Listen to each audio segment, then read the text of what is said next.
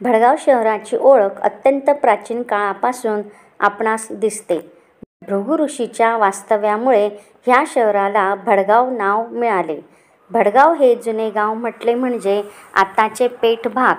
या पेठ भागात महानुभाव पंथांचे सर्वज्ञ श्री चक्रधर स्वामी 15 दिवस गिरणा नदी काठावर गावाच्या पूर्व दिशेस एका झाडाखाली मुक्कामासाठी थांबले होते.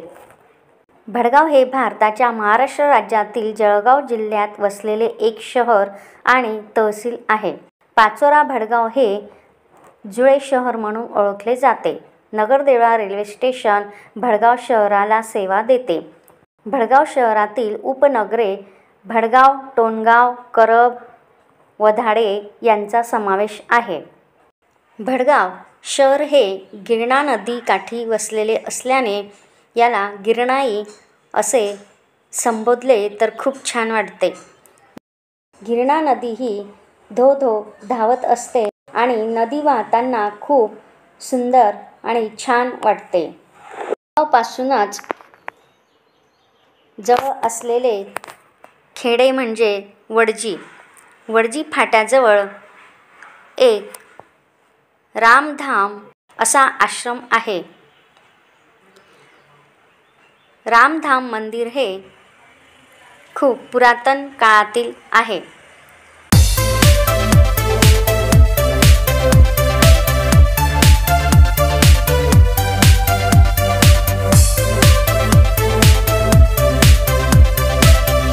या मंदिराचा गाभारा खूप मोठा आहे आणि मंदिरामध्ये खूप छान अशा मूर्त्या आहेत.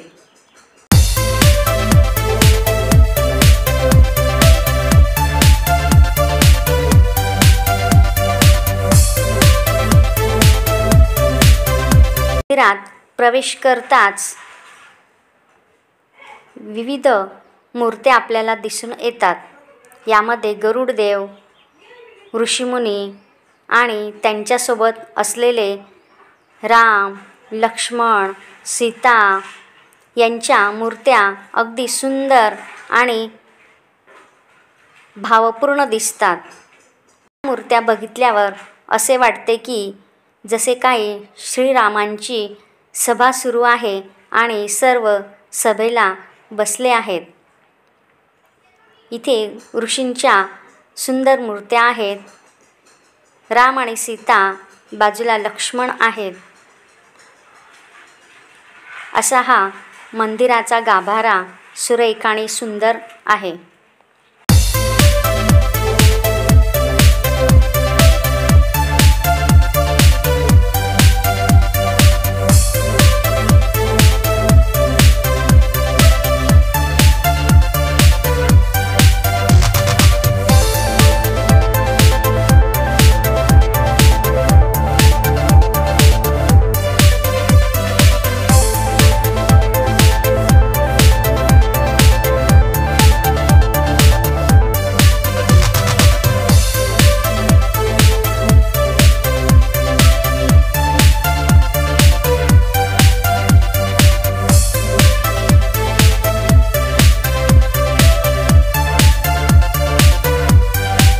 मंदिराच्या खाली जरा वेगळेच काही बघायला मिळाले.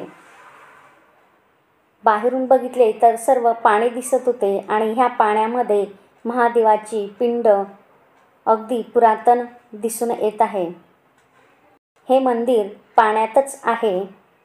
सतत पाण्याचा जलस्रोत या मंदिरात सुरू असतो आणि ही महादेवाची पिंड वर्षानुवर्षे पाण्यामध्येच आहे. पावसाळ्यात तर पूर्ण पाणी भरलेले असते असं जाणकारांनी सांगितले. खूप छान वाटला. खूप गारवा या मंदिरात जाणवला. या मंदिराची रंगसजावट खूप सुंदर आहे आणि वरती कोरीवकाम देखील दिसून येते. खूप सुंदर आणि आकर्षक असे मंदिर आज बघायला मिळाले. दीपमाळा आतापर्यंत दगडाच्या स्वरूपात बघितल्या आहेत, परंतु आज लोखंडी दीपमाळा कशा असतात हे बघण्यास मिळाले. ह्या दीपमाळा प्रज्वलित केल्यावर खूप सुंदर दिसतील असे वाटते. मंदिराचा गाभारा पूर्ण रंगीत असल्याने खूप आकर्षक वाटते. मंदिराचा परिसर खूप सुंदर आहे.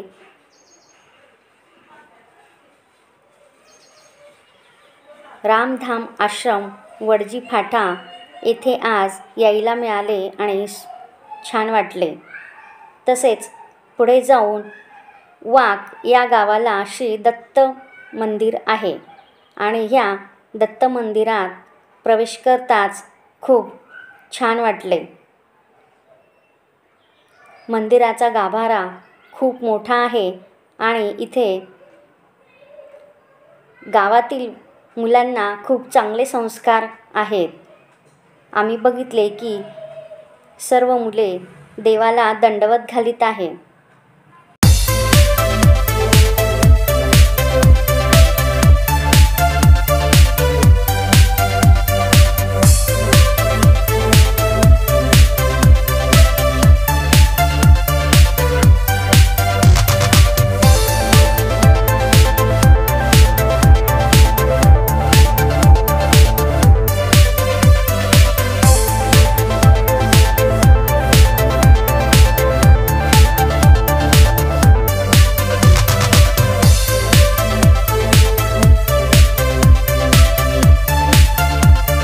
मंदिरात प्रवेश करताच गार वाटले.